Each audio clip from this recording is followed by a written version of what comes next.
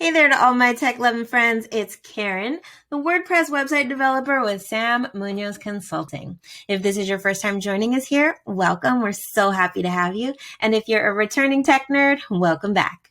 In this video, I'm going to show you how to easily delete the yearly default WordPress theme from your website and why it's a good idea to do that. So every year, WordPress automatically installs a new theme on every website. But if you're already using a theme such as Divi, or in this demo website, we're using the Claire Effortless Website Kit, having an extra WordPress theme is really redundant, and you don't really need any extra theme files cluttering up your website. So having too many unnecessary files on your site can actually slow down the speed of your site, making it slow to load. And then also deleting the yearly WordPress theme is a great way to reduce the amount of theme files that you have to update when you're doing your regular website maintenance. So in order to easily delete the WordPress theme from the back end of your site, once you're logged in, go to Appearance and then click Themes.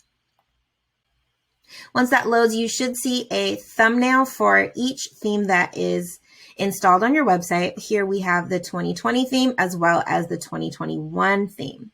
So hover until you see the theme details button, click that, and then at the very bottom right-hand corner, you should see a delete button. When you click that, it'll ask you if you really want to delete that. Go ahead and click OK. And your yearly WordPress theme is deleted. Now, if you've had your website for a few years, you may have a default WordPress theme for every year that your site has been active. So go ahead and delete any unnecessary themes. If you like, you might want to keep one theme available just in case your website totally crashes.